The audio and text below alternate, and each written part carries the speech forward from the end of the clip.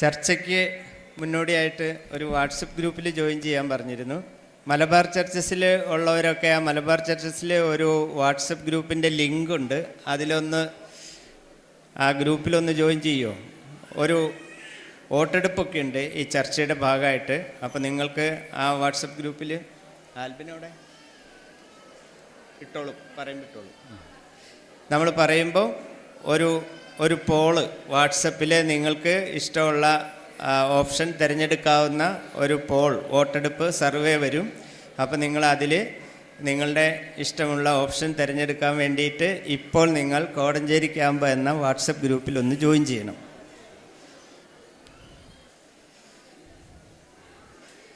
മൊബൈലില്ലാത്തവർ കൈവക്കിയാലൊക്കെ മതി.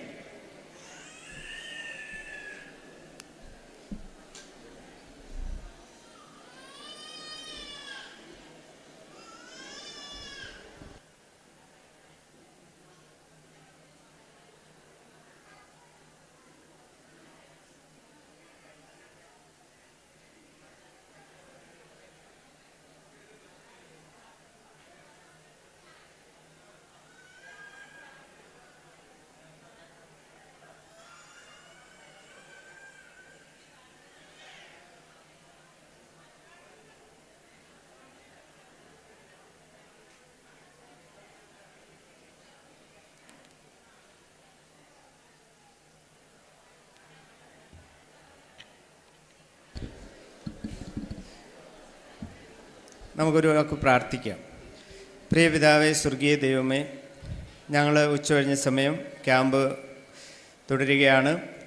ദൈവവചന പഠനം ഞങ്ങളുടെ ആത്മീയ ജീവിതത്തിന് ആവശ്യമായിട്ടുള്ള പ്രബോധനങ്ങൾ, ആഹ്വാനങ്ങൾ ഒക്കെ നന്നായി ഞങ്ങൾക്ക് ലഭിക്കുവാനായിട്ട് ദൈവം ഉച്ചകഴിഞ്ഞുള്ള സമയത്തെയും അനുഗ്രഹിക്കണം. പ്രത്യേകമായിട്ട് ഈ 1 മണിക്കൂർ ഞങ്ങൾ നടത്തുന്ന ചർച്ച ഞങ്ങൾക്ക് എല്ലാവർക്കും ഒരുപോലെ പ്രയോജനകരമായി തീരുവാൻ സഹായിക്കണം. ഞങ്ങളിത് ഒരു രസമായിട്ടോ ഞങ്ങളുടെ ഒരു വിനോദ സമയമായിട്ടോ അല്ല ഇതെടുക്കുന്നത്. ഗൗരവമായിട്ടുള്ള ഒരു വിചിന്തനത്തിന് ഞങ്ങളുടെ സഭകളെ, ഞങ്ങളുടെ സമീപനത്തെ ഒക്കെ ഗൗരവമായി കണ്ടുകൊണ്ട് ഈ ചർച്ച ചെയ്യുവാനായിട്ട്, അത് ഞങ്ങൾക്ക് എല്ലാവർക്കും ആ വിധത്തിൽ പ്രയോജനപ്പെടുവാനായിട്ട് ദൈവം ഞങ്ങളെ സഹായിക്കണം. ഞങ്ങളെ ഗൈഡ് ചെയ്യണം. ആത്മീയമായിട്ടുള്ള നല്ല കാഴ്ചപ്പാടുകളും ചിന്തകളും ഞങ്ങൾക്ക് തരണം എന്ന് ഞങ്ങൾ പ്രാർത്ഥിക്കുന്നു. സജീവമായി സംബന്ധിക്കുവാൻ എല്ലാ പ്രിയപ്പെട്ടവരെയും അവിടുന്ന് അനുഗ്രഹിക്കണം എന്ന് ഞങ്ങൾ പ്രാർത്ഥിക്കുന്നു. യേശു കർത്താവിൻ്റെ നാമത്തിലാവുമ്പോൾ കേൾക്കണമേ. എന്താ ചർച്ചയുടെ വിഷയം ഇതുവരെ നമ്മൾ പറഞ്ഞില്ലല്ലോ, അല്ലേ? ഈ ബൈബിളോ എന്നതാണ് നമ്മുടെ ചർച്ചാ വിഷയം. ഈ ബൈബിൾ എന്ന് പറഞ്ഞാൽ ഇലക്ട്രോണിക് ബൈബിൾ, അതാണോ പ്രിൻ്റഡ് അച്ചടിച്ച പുസ്തക രൂപത്തിലുള്ള ബൈബിളാണോ സഭയിലെ ബൈബിൾ വായനയ്ക്ക് ഉപയോഗിക്കേണ്ടത് എന്നതാണ് നമ്മൾ ചർച്ച ചെയ്യാനായിട്ട് പോകുന്നത്. പ്രിൻ്റഡ് ബൈബിൾ ഓർ ഈ ബൈബിൾ,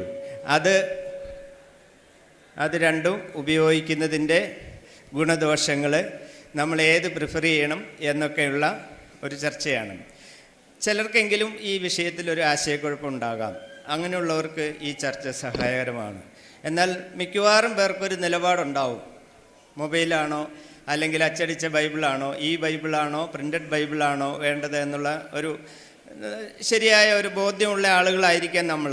എന്നാൽ നമുക്ക് അങ്ങനെ ബോധ്യമുള്ള ആളുകൾക്ക് എന്തുകൊണ്ടാണ് അങ്ങനെ ഞാൻ വിചാരിക്കുന്നത് എന്ന് പറയാനായിട്ട് നമുക്ക് കാരണങ്ങൾ, അല്ലെങ്കിൽ നമുക്ക് നമ്മുടെ നിലപാട് വിശദീകരിക്കാനായിട്ട് ഈ ചർച്ചയിലെ പോയിൻറ്റ്സ് സഹായിക്കും. ഇത് AI സാങ്കേതികമായി ഒരുപാട് പുരോഗമിക്കുന്ന AI യുഗത്തിലാണ് നമ്മളുള്ളത്. അതുകൊണ്ട് തന്നെ ഈ ചർച്ച വളരെ പ്രസക്തമായിട്ടുള്ള ഒന്നാണ്. നമുക്ക് ഉത്തരങ്ങളുണ്ടാവാം പല കാര്യങ്ങൾക്കും, പക്ഷേ എന്തുകൊണ്ടാണ് എന്ന് ആ ഉത്തരത്തെ വിശദീകരിക്കാനായിട്ട് ചിലപ്പോൾ നമുക്ക് കുറച്ചുകൂടെ ഇൻട്രാക്ഷൻ, ചർച്ചകൾ, ആശയവിനിമയം ഒക്കെ സഹായിക്കും. എന്തുകൊണ്ടാണ് ഞാനിങ്ങനെ വിശ്വസിക്കുന്നതെന്ന് പറയാൻ കഴിയാത്ത ആളുകളാണ് നമ്മൾ പല കാര്യങ്ങളിലും. ഈ കാര്യത്തിലും എന്തുകൊണ്ട് എൻ്റെ ഈ ആശയത്തോട് ഞാൻ ചേർന്ന് നിൽക്കുന്നു, അല്ലെങ്കിൽ എനിക്ക് എന്താണ് ഈ ആശയത്തിന് സാധൂകരണമുള്ളത് എന്ന് പറയാൻ സഹായിക്കും. ഇതൊരു വാദപ്രതിവാദത്തിൻ്റെ സമയമല്ല. ഇന്ന് ഓണമാണ്. ഓണവഴക്ക് ഒരു ചെറിയൊരു ഓണത്തല്ലൊന്നും കൂടില്ല. നമ്മൾ ഒരു ഓണവഴക്കൊക്കെ ഉണ്ടായാലും വലിയ കുഴപ്പമൊന്നുമില്ല. എന്തായാലും ഇതൊരു രസത്തിന് വേണ്ടിയിട്ടല്ല, മറിച്ച് നമ്മൾ ദൈവത്തിൻ്റെ വചനത്തെ എങ്ങനെ സമുചിതമായി സമാദരിക്കാം, ബഹുമാനിക്കാം, ഉപയോഗിക്കാം എന്നൊക്കെ നമുക്ക് കുറച്ചുകൂടെ ഉൾക്കാഴ്ചയും തീരുമാനവും തരുന്ന ഒരു സമയമായിട്ട് ഇത് തീരണമെന്ന് ഓർക്കുന്നു. ചില ആളുകൾ അവരുടെ നിലപാടുകളിൽ പിടിവാശിയുള്ള ആളുകളാണ്, വളരെ സ്റ്റബേണായിരിക്കും. അവർ ഒരിക്കലും അവരുടെ ആശയങ്ങൾ മാറ്റിയില്ല. ഇനിയിപ്പം അവരുടെ ആശയങ്ങൾ വേറെ ചർച്ചയൊക്കെ നടത്തിയിട്ട് വ്യത്യസ്തമായിട്ടുള്ള കാര്യങ്ങൾ സ്വീകാര്യമാണെന്ന് തോന്നിയാൽ പോലും ഈ പിടിവാശി വിടാത്ത ആളുകളുണ്ട്. അങ്ങനെയുള്ള ആളുകളാണ് മിക്കവാറും സഭകളിൽ പ്രശ്നങ്ങൾ ഉണ്ടാക്കുന്നത്.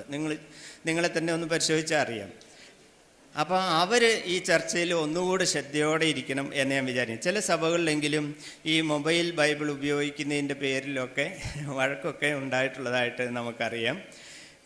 പണ്ട് നമ്മൾ ഈ മൊബൈൽ തുടങ്ങിയ സമയത്ത് ഒരു സ്ഥിര അനൗൺസ്മെൻ്റ് ആയിരുന്നു മൊബൈൽ സൈലൻ്റ് ആക്കുക എന്ന്. പല സഭകളിലും സൈലൻ്റ് ആക്കുന്നതിൻ്റെ പേര് വയലൻ്റ് ആയിട്ടുള്ള സന്ദർഭങ്ങൾ ഇഷ്ടംപോലെ നമുക്ക് അറിയാം. മനുഷ്യന് എല്ലാ ശബ്ദവും ഒന്നും നിയന്ത്രിക്കാനായിട്ടോ ഓഫ് ചെയ്യാനോ പറ്റില്ല എന്ന് നമുക്കറിയാം. അങ്ങനെയൊക്കെ അതിനെ എടുത്താൽ മതി. പക്ഷേ അങ്ങനെയൊന്നുമല്ല, ചില ആളുകൾക്ക് ഭയങ്കര വാശിയും വഴക്കുമൊക്കെ ഉണ്ട്. അപ്പം അങ്ങനെ നമുക്കൊരു മർക്കടമുഷ്ടിയോ ദുർവാശിയോ ഒക്കെ ഉണ്ടെങ്കിൽ അതും ഒന്ന് പുനഃപരിശോധിക്കാനൊക്കെ ഈ ചർച്ചയുടെ അന്തരീക്ഷം സഹായിക്കട്ടെ. എല്ലാവർക്കും ഗുഡ് ആഫ്റ്റർനൂൺ. ദൈവത്തിൻ്റെ നാമം മഹത്വപ്പെടാനായിട്ട് ഈ സമയം പ്രയോജനകരമാവട്ടെ എന്ന് ആദ്യം ഓർക്കുകയാണ്. ഒരു ചെറുപ്പക്കാരൻ ഒരിക്കലും ഒരു സഭയിലേക്ക് വന്നു. അപ്പോൾ സഭായോഗത്തിന് വന്നപ്പോഴും അവൻ്റെ കയ്യിൽ ബൈബിളില്ല. അപ്പോൾ എന്നേക്കാൾ പ്രായമുള്ള ഒരപ്പച്ചൻ അവിടെ ചോദിച്ചു, മോനെ നിൻ്റെ ബൈബിൾ കൊണ്ടുവന്നില്ലേ എന്ന് ചോദിച്ചു. ഉണ്ടല്ലോ അപ്പച്ച, ഇതല്ലേ ബൈബിള്. ഇത് ബൈബിള് മാത്രമല്ല, അതിൻ്റെ 10ലധികം ട്രാൻസ്ലേഷനുണ്ട്, കൺകോർഡൻസ് ഉണ്ട്, അതും ഇതും ഒക്കെ ഉണ്ട് എന്ന് അവൻ പറഞ്ഞു. അപ്പച്ചൻ അന്നേരം പറഞ്ഞു, അപ്പച്ചൻ്റെ തേഞ്ഞ് പഴകിയ ഇത് ഞാനിപ്പോൾ കൊണ്ടുവരാൻ വേണ്ടി ഒരു നല്ല എടുത്താണ്. അങ്ങനെ തേഞ്ഞ് പഴയ കണ്ടാൽ കൈ വളം കടിക്കും, തൊട്ടാൽ കൈ വളം കടിക്കുന്ന ഒരു ബൈബിൾ എടുത്തിട്ട് അപ്പച്ചൻ പറഞ്ഞു, എൻ്റെ ബൈബിളിൽ എൻ്റെ കണ്ണുനീരും എൻ്റെ പ്രാർത്ഥനകളും എൻ്റെ ദൈവബന്ധത്തിൻ്റെ ചരിത്രവും ഒക്കെ ഉണ്ടെന്ന് പറയും. നിൻ്റെ ഇതിൽ ഒത്തിരി തർജ്ജമകളും കൺകോർഡൻസൊക്കെ ഉണ്ടെങ്കിൽ ഇതിൽ എൻ്റെ കണ്ണുനീരും പ്രാർത്ഥനയും എൻ്റെ ചരിത്രവും ഒക്കെ ഉണ്ട് എന്ന് പറഞ്ഞു. നമ്മൾ ചർച്ച ചെയ്യാൻ പോകുന്ന വിഷയത്തിൻ്റെ ഒരു ചിത്രം നിങ്ങൾക്ക് കിട്ടി എന്ന് വിചാരിക്കുന്നു. പ്രിൻ്റഡ് ബൈബിളിനോ അല്ലെങ്കിൽ ഈ ബൈബിളോ അല്ലെങ്കിൽ മൊബൈൽ ബൈബിളോ എന്നതിൻ്റെ അനുകൂലവും പ്രതികൂലവുമായ പ്രതിവാദങ്ങൾ നമ്മൾ കേൾക്കാനായിട്ട് പോവുകയാണ്. 3 കസേരകൾ ഇവിടെയുണ്ട്. 3 മിടുക്കരായ പാനലിസ്റ്റുകളെയാണ് തിരഞ്ഞെടുത്തിരിക്കുന്നത്. ജോണി സഹോദരൻ, ജോണി PV, ജോർജ് ജേക്കബ് എന്ന ജോമി, ടൈറ്റസ് മൈക്കിൾ. അവർക്ക് സീറ്റുകളിലേക്ക് വന്നിരിക്കാം.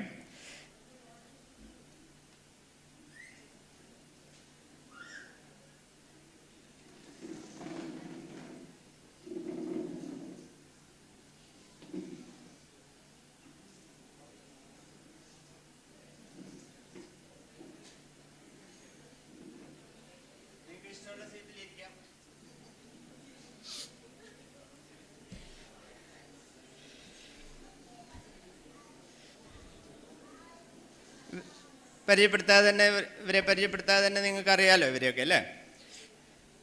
3 സഹോദരന്മാരാണ്. ജോണി മാനന്തവാടി സഭയുടെ എൽഡറാണ്. ജോർജ് ജേക്കബ് കുന്നംകുളം സഭയിൽ മുഴുവൻ സമയ സുവിശേഷ പ്രവർത്തകനാണ്. ടൈറ്റസ് മൈക്കിൾ കോഴിക്കോടിൻ്റെ എല്ലാമാണ്. ഈ സമയത്ത് അവരൊന്ന് ശ്വാസമൊക്കെ എടുക്കുന്ന സമയത്ത് നിങ്ങളുടെ വാട്സപ്പിൽ ഒരു പോള് വന്നിട്ടുണ്ടാവും. പോളിൻ്റെ മകൻ ആൽബിനാണ് ആ പോള് ഇട്ടേക്കുന്നത്. ഇല്ലേ, ആൽബിനെ ഇട്ടില്ലടാ? ആൽബിൻ പോയോ? പോള് വന്നിട്ടുണ്ട്. അതിൽ 3 ചോദ്യങ്ങളുണ്ട്. ഞാൻ അച്ചടിച്ച ബൈബിൾ മാത്രമാണ് സഭായോഗത്തിന് ഉപയോഗിക്കുന്നത് എന്നുള്ള ആളുകൾ അതിൽ മാത്രം ടിക്ക് ചെയ്യുക. ഒന്ന് തൊട്ടിട്ട് പിന്നെയും തൊട്ടാൽ മാറിപ്പോവും. ഒരു തവണ തൊട്ടാൽ മതി, ആദ്യം വായിച്ചിട്ട് തൊട്ടാൽ മതി. ഞാൻ മൊബൈലിൽ മാത്രം ഈ ബൈബിള് മാത്രമേ ഞാൻ വായിക്കുകയുള്ളൂ എന്ന് പറയുന്നവർ രണ്ടാമത്തത്. 2 ആയാലും കുഴപ്പമില്ല, 2 ഉപയോഗിക്കുന്നുണ്ടെന്നുള്ളത്. വോട്ട് വന്നു കഴിഞ്ഞു. പിന്നല്ല, ഇതൊന്നും ആലോചിക്കേണ്ട കാര്യമില്ലല്ലോ. പിന്നെ ഭൂരിപക്ഷത്തിൻ്റെ അഭിപ്രായം ശരിയെന്നെടുത്താൽ ചർച്ച വേണമെന്നുള്ളത് വേറൊരു ചോദ്യമുണ്ട്.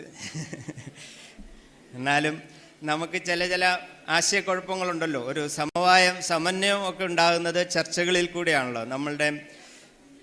അതിനു വേണ്ടിയിട്ടും കൂടിയാണ് നമ്മൾ ചർച്ച. വോട്ടെടുപ്പ് കഴിഞ്ഞോ? വോട്ടെടുപ്പ് കഴിഞ്ഞാൽ നമ്മുടെ വാക്ക് ഫൈറ്റ് തുടങ്ങിയാണ്, ഓണത്തർക്കം തുടങ്ങിയാണ്. ഈ ചർച്ച മുന്നോട്ട് പോകുന്നത് 3 സഹോദരന്മാർ അവരുടെ കസേരകൾ തിരഞ്ഞെടുത്ത് നിങ്ങൾ കണ്ടു കാണും. ഇവർ ആ ആശയങ്ങൾക്ക് വേണ്ടി നിലകൊള്ളുന്ന ആളുകളാണ്.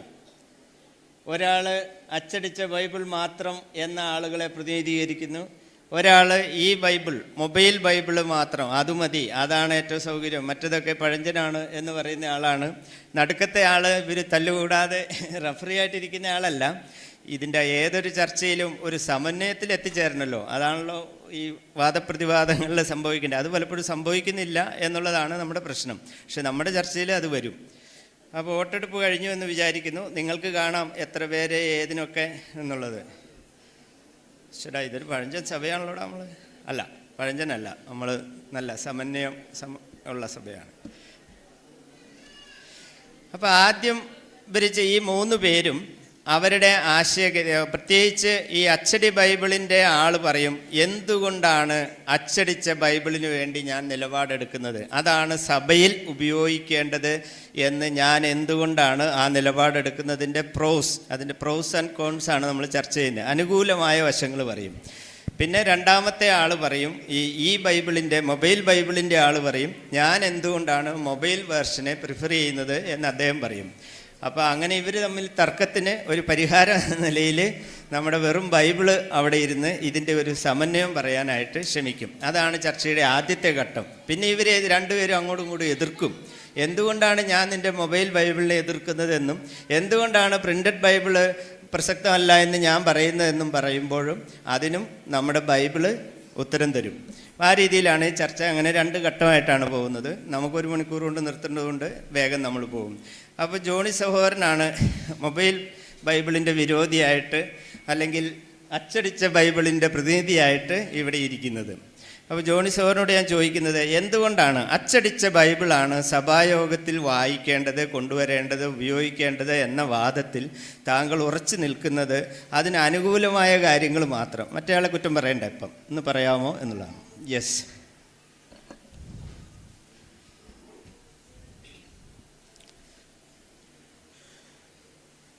കുറച്ച് കാലങ്ങൾക്ക് മുമ്പ്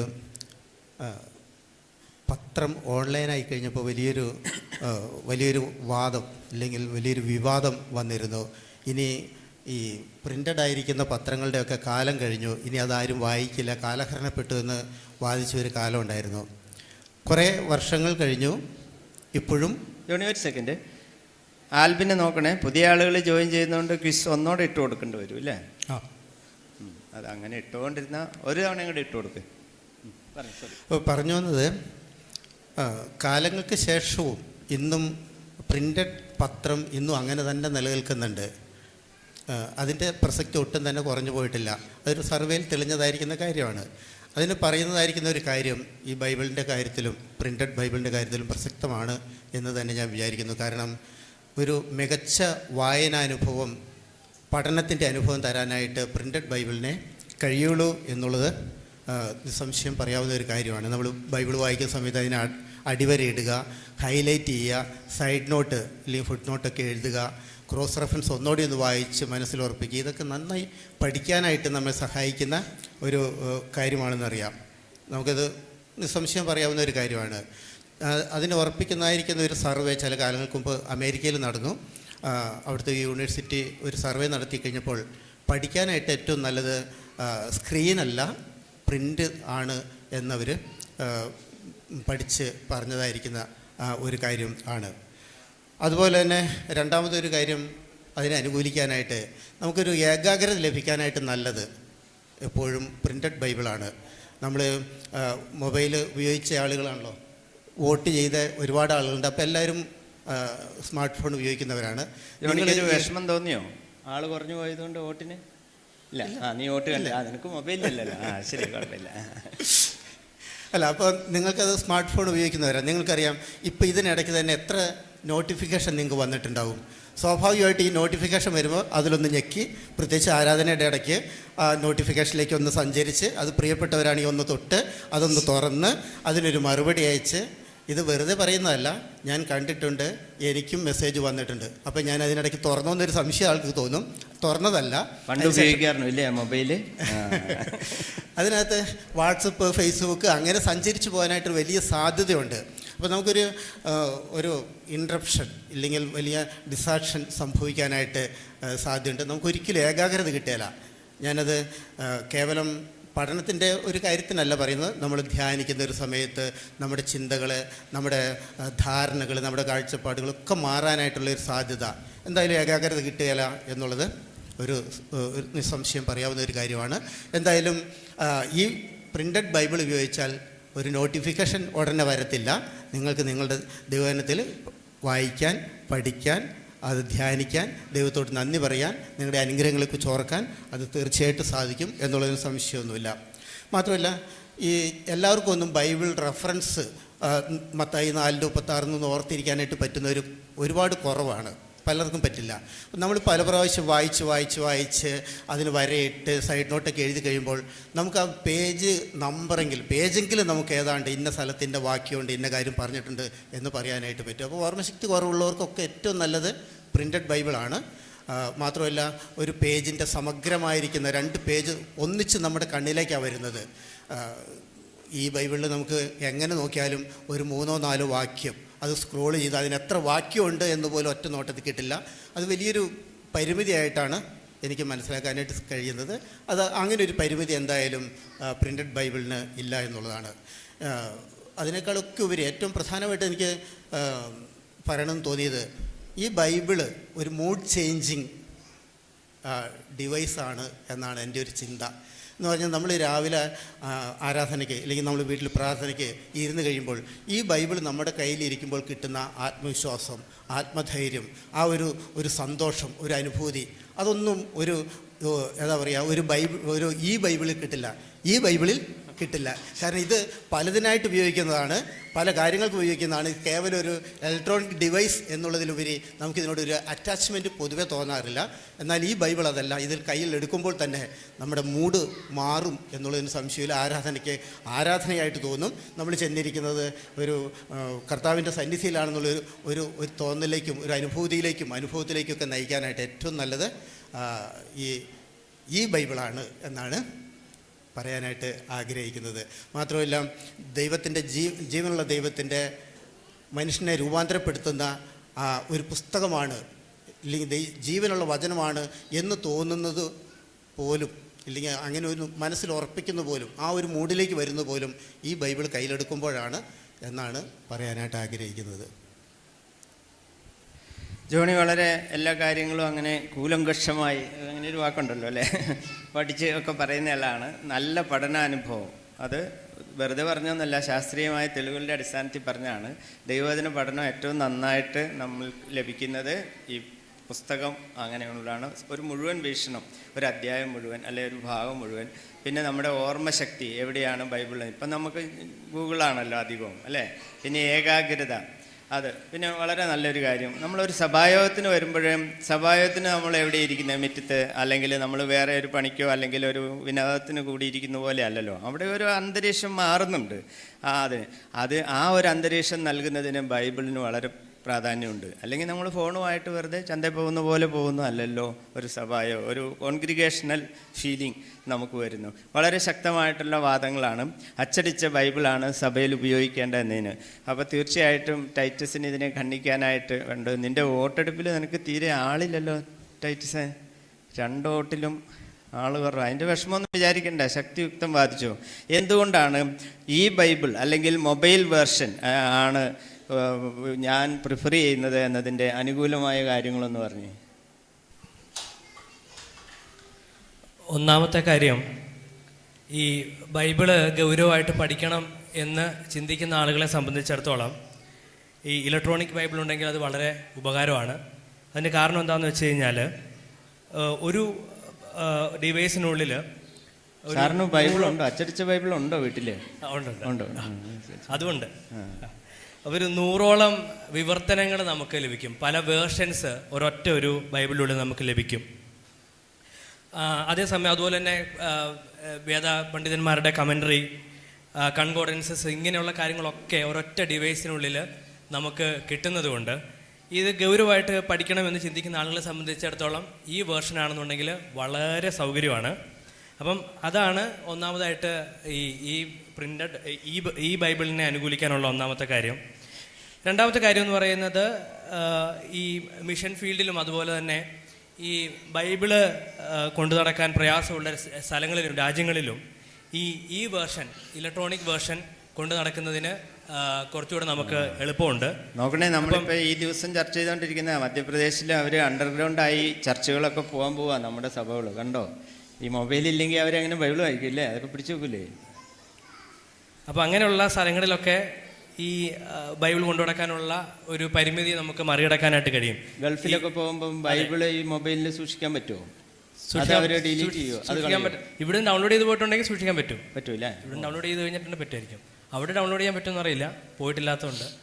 അപ്പം പിന്നെ ഈ യുവതലമുറയ്ക്ക് ഈ ടെക്നോളജിയിൽ വളരെയധികം കംഫർട്ടബിൾ ആയിരിക്കുന്ന അതിനുള്ളിൽ അതിനോട് ഇഴുകി ചേർന്ന് നിൽക്കുന്ന യുവതലമുറയ്ക്ക് സംബന്ധിച്ചിടത്തോളം അവർക്ക് ഈ ഇലക്ട്രോണിക് ബൈബിൾ ആണെന്നുണ്ടെങ്കിൽ, ഡിജിറ്റൽ ബൈബിൾ ആണെന്നുണ്ടെങ്കിൽ അതായിരിക്കും അവരെ സംബന്ധിച്ചിടത്തോളം കൂടുതൽ ആകർഷണം തോന്നുന്ന കാര്യം. അപ്പം അങ്ങനെയെങ്കിലും ബൈബിൾ വായിക്കാനുള്ളൊരു പ്രവണത ഈ ഡിജിറ്റലി വളരെ ആക്സസിബിൾ ആണ് എന്നുണ്ടെങ്കിൽ അത് കൂടും എന്നുള്ളതാണ് ഞാൻ ചിന്തിക്കുന്നത്. അത് ഈ നാണക്കേട് ഒളിച്ചു വായിക്കാം അങ്ങനെ ഉദ്ദേശിച്ചില്ല. എന്നാലും കുറച്ചുകൂടെ എളുപ്പവും കുറച്ചുകൂടെ സൗകര്യവും യുവതലമുറയെ സംബന്ധിച്ചിടത്തോളം ഡിജിറ്റൽ ബൈബിൾ ആണെന്നുണ്ടെങ്കിൽ ലഭിക്കുന്നുണ്ട്. പിന്നെ ഈ bookmark, audio Bible, daily reminder, അങ്ങനെയുള്ള കുറച്ച് കാര്യങ്ങൾ ഈ ഇലക്ട്രോണിക് വേർഷനകത്തുള്ളത് കൊണ്ട് നമ്മുടെ ഈ ആത്മീയ ജീവിതത്തിനെ അത് കൂടുതൽ പ്രയോജനകരമായിട്ട് അത് മാറും എന്നുള്ള കാര്യമാണ് ഞാൻ ചിന്തിക്കുന്നത്. പ്രത്യേകിച്ച് നമുക്കിപ്പോൾ എന്താ സാറേ പറഞ്ഞേ, ഞങ്ങളൊക്കെ ഈ ബുക്ക് മാർക്ക് ഇതിലാണല്ലോ വെക്കുന്നത്, സത്യമായി അല്ല, അതിനകത്ത് നമുക്ക് മാർക്ക് ചെയ്ത് നമുക്ക് വെക്കാനുള്ള സൗകര്യം, അതിനുള്ളിൽ ചെയ്യുന്ന ആ വള്ളി വെച്ചിട്ട് മാർക്ക് ചെയ്യുന്ന അതേ പരിപാടി ഇലക്ട്രോണിക് വേർഷൻസ് നമുക്ക് ചെയ്യാനായിട്ട് പറ്റും. അപ്പം അതുകൊണ്ട് അതും ഒരു തടസ്സമല്ല. രണ്ടാമത്തെ കാര്യം, ഇപ്പം ഈ സെർച്ച് ചെയ്യാനുള്ള ഓപ്ഷനൊക്കെ അതിനകത്ത് കിട്ടുന്നത് കൊണ്ട് ഇപ്പോൾ നമുക്കൊരു കാര്യത്തെക്കുറിച്ചോ അല്ലെങ്കിൽ എന്തെങ്കിലും പഠിക്കണമെന്നുണ്ടെങ്കിൽ ജസ്റ്റ് ഒന്ന് സെർച്ച് ചെയ്തിട്ടുണ്ടെങ്കിൽ തന്നെ അതുമായി ബന്ധപ്പെട്ടിരിക്കുന്ന വാക്യങ്ങൾ, കാര്യങ്ങളൊക്കെ നമുക്ക് കാണാം. അങ്ങനെ അത് പഠിക്കാനുള്ള സൗകര്യം വളരെയധികം കൂടുതലാണ്. അടുത്തത്, അത് വളരെയധികം പരിസ്ഥിതി സൗഹാർദ്ദമാണ്. ഇന്നത്തെ കാലത്ത് പരിസ്ഥിതി സൗഹാർദ്ദമായിരിക്കുന്ന കാര്യങ്ങളോട് നമ്മൾ കൂടുതൽ മമത പുലർത്തണമല്ലോ. പരിസ്ഥിതി സൗഹാർദ്ദം, അതായത് പ്രിന്റ് ചെയ്ത്, ഇപ്പം ഈ ബൈബിൾ പ്രിന്റ് ചെയ്യുന്ന പോലെ ഒരുപാട് മരങ്ങൾ മുറിക്കണ്ട, പ്രിന്റ് ചെയ്യുന്നുള്ള കോസ്റ്റ് ഒഴിവാക്കാം, മഷി ഒഴിവാക്കാം. അപ്പം അങ്ങനെയുള്ള കാര്യങ്ങളൊക്കെ ഒഴിവാക്കി പരിസ്ഥിതി സൗഹാർദ്ദം ആയതുകൊണ്ട് തന്നെ അതിനെ ഇനി അടുത്ത തലമുറ വളരെ കാര്യമായിട്ട് ഡംപ് ചെയ്യുന്ന പ്രശ്നം ഞങ്ങൾക്ക് വരില്ലേ? അത് പിന്നീട് നോക്കിയുള്ളൂ, ഇപ്പൊ നിലവിലല്ല അത്ര പ്രശ്നമില്ല. പിന്നെ മറ്റൊരു കാര്യം എനിക്ക് തോന്നിയത്, ഇപ്പം നമ്മളിപ്പോൾ ട്രാവലൊക്കെ ചെയ്യുന്ന സമയത്ത് ഇപ്പം നമുക്ക് ഒരുപാട് സമയമുണ്ടെങ്കിൽ, ഇപ്പം ഞാൻ ബോംബെയിലുണ്ടായിരുന്നു കുറച്ച് നാൾ. അപ്പോൾ ആ സമയത്ത് ഇപ്പം രാവിലെ ഒരു 2 മണിക്കൂർ ട്രെയിനിലിരിക്കേണ്ട സാഹചര്യമുണ്ട്. അപ്പോൾ ആ സമയത്ത് നമ്മുടെ കയ്യിൽ ഫോൺ ഉണ്ടെന്നുണ്ടെങ്കിൽ അതിനുള്ളിൽ ബൈബിൾ വായിക്കാൻ ഉള്ള ഒരു സമയം നമുക്ക് അവിടെ കിട്ടും. അപ്പം അങ്ങനെ അത് ഏത് സമയത്തും എവിടെയും, ഓഫീസിലോ പാർക്കിലോ ട്രാവൽ ചെയ്യുമ്പോഴോ എവിടെ വേണമെങ്കിലും അത് ആക്സസ് ചെയ്യാമെന്നുള്ളത് കൊണ്ട് തീർച്ചയായിട്ടും ഞാൻ ഈ ഡിജിറ്റൽ ബൈബിളിനെ, ഇലക്ട്രോണിക് ബൈബിളിനെ അനുകൂലിക്കുന്നു. അപ്പോൾ ബൈബിളിന് വല്ല ആശയക്കുഴപ്പം ഉണ്ടായോ ഇത് രണ്ടും കൂടെ കേട്ടിട്ട്?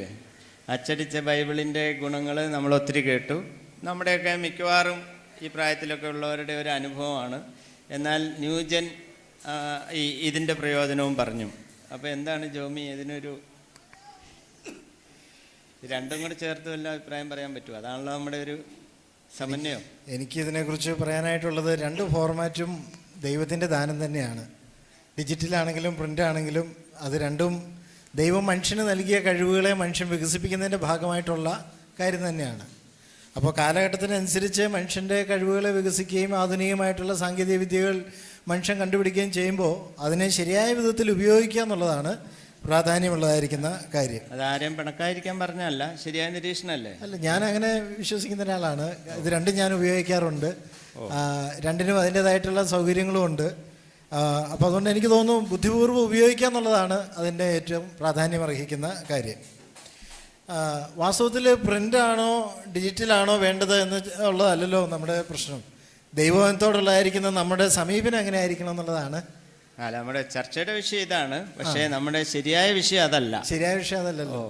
അപ്പോൾ അതുകൊണ്ട് ഞാൻ വിചാരിക്കുന്നു, ഇപ്പോൾ പ്രിൻ്റ് ബൈബിൾ ഉപയോഗിച്ചാലും ഇനി പ്രിൻ്റല്ല ഡിജിറ്റൽ ബൈബിൾ ഉപയോഗിച്ചാലും നാം ദൈവത്തെ എങ്ങനെ സമീപിക്കുന്നു എന്നുള്ളത് ഒരു പ്രാധാന്യം അർഹിക്കുന്ന ചോദ്യം തന്നെയാണ്. അപ്പോൾ അതുകൊണ്ട് ഒരു ശരിയായ ഭയഭക്തിയോടെയും അനുസരിക്കാനുള്ള മനസ്സോടുകൂടിയും അതുപോലെ സ്ഥിരമായും നമുക്ക് ദൈവത്തിൻ്റെ വചനം അത് പ്രിൻ്റ് മീഡിയയിലൂടെ ആണെങ്കിലും ഡിജിറ്റൽ മീഡിയയിലൂടെ ആണെങ്കിലും അത് നമ്മൾ വായിക്കുകയും പഠിക്കുകയൊക്കെ ചെയ്യേണ്ടത് ആവശ്യമാണ്.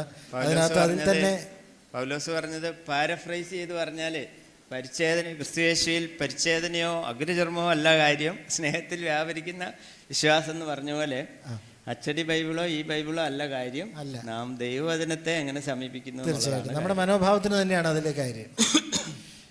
എന്നാൽ ഞാൻ വിചാരിക്കുന്നു ചില സാഹചര്യങ്ങളിൽ പ്രിൻ്റഡ് ബൈബിൾ തന്നെയാണ് നല്ലത് എന്ന് തോന്നാറുണ്ട്. ഇപ്പം തുടക്കത്തിൽ പറഞ്ഞ പോലെ ഒരു സഭായോഗത്തിന് പോകുമ്പോൾ ഒരാൾ കയ്യും വീശി സഭായോഗത്തിന് പോകാമെന്ന് പറയുമ്പോൾ അതിനകത്തൊരു അഭംഗി കാഴ്ചയിൽ തോന്നാറുണ്ട്. അത് നമ്മുടെ കാഴ്ചപ്പാടിൻ്റെ പ്രശ്നമാണ്.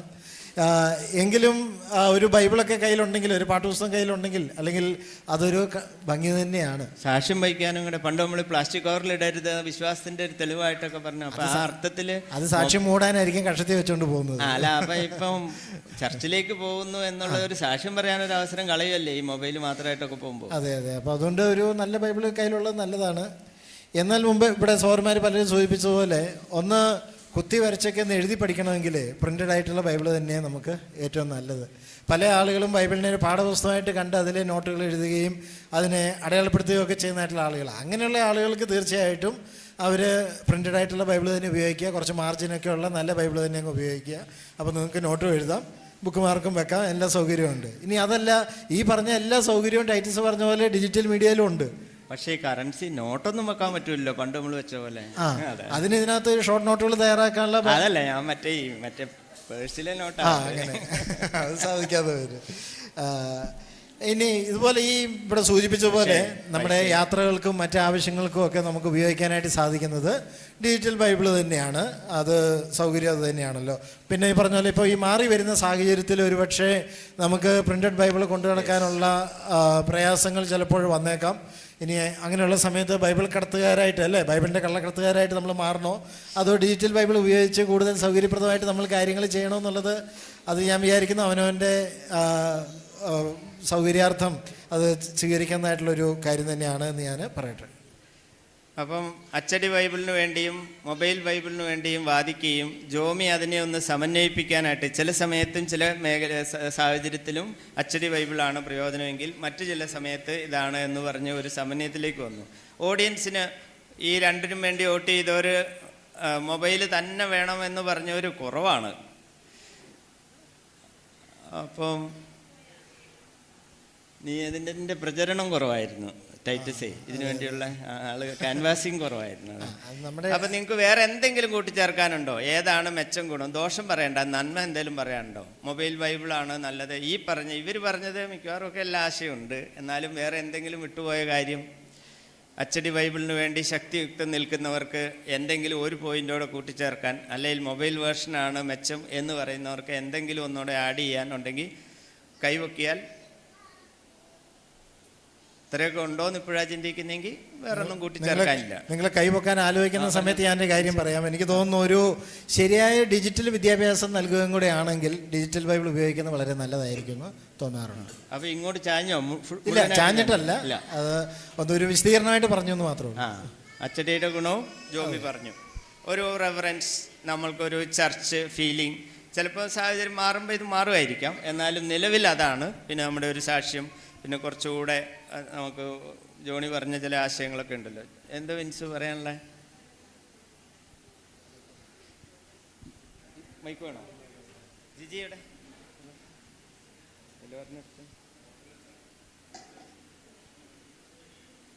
ഇവിടെ ഇരിക്കണോ? നാലാമത്തെ ആളായിട്ട് ഭാഗമായിട്ട് നിൽക്കുകയാണെങ്കിൽ യുവാവായിട്ട് കരുതപ്പെടും എന്നുള്ളതുകൊണ്ട് താലസിനെ സപ്പോർട്ട് ചെയ്യാണ്. ഒരു തരത്തിൽ ഞാൻ പുസ്തകച്ചൂറിൽ എന്നെക്കുറിച്ച് എഴുതിയിരിക്കുന്നുവെന്ന് നമ്മൾ വായിച്ചിട്ടുണ്ട്. അതുകൊണ്ട് പുസ്തകച്ചൂറിലാണ് ദൈവത്തെക്കുറിച്ചുള്ള വാക്യങ്ങൾ എഴുതിയുകൊണ്ട് നമ്മൾ പുസ്തകച്ചൂറിൽ ഉപയോഗിക്കണം എന്ന് പറയുന്നത് പോലുള്ള ന്യായമേ ഇപ്പോഴത്തെ എഴുതുന്ന ബൈബിൾ ഉപയോഗിക്കണം എന്ന് പറയുന്നതിലുള്ളൂ. കാലാനുസരണമായ മാറ്റം എഴുത്തിൽ, പുസ്തകത്തിൽ, മാധ്യമങ്ങളിൽ ഒക്കെ ഉണ്ടായിട്ടുണ്ട്. ആ ഒരു മാറ്റം ഡിജിറ്റൽ രൂപത്തിൽ വരുന്നതിനോട് നമ്മൾ വിമുഖത പ്രകടിപ്പിക്കേണ്ട ആവശ്യമില്ല. അതേസമയം ആ ഡിജിറ്റൽ മാധ്യമത്തിൽ ഒരുപാട് കാര്യങ്ങൾ ഉള്ളതുകൊണ്ട് നമ്മൾ എടുക്കുമ്പോൾ ബൈബിൾ വായിക്കുമോ അതോ റീൽസിലേക്ക് പോകുമോ എന്നുള്ളൊരു ചോദ്യം പ്രധാനപ്പെട്ട ചോദ്യമാണ്. നമ്മൾ സമയം റീൽസിനായിട്ട് ഉപയോഗിക്കാതെ ബൈബിൾ വായിക്കാൻ ഉപയോഗിക്കുമെങ്കിൽ ഡിജിറ്റൽ മാധ്യമം തീർച്ചയായും നമുക്ക് സ്വീകാര്യമാണ്. Thank you. ഇതിനെതിരെ ഒരഭിപ്രായം പറയാൻ ആർക്കെങ്കിലും?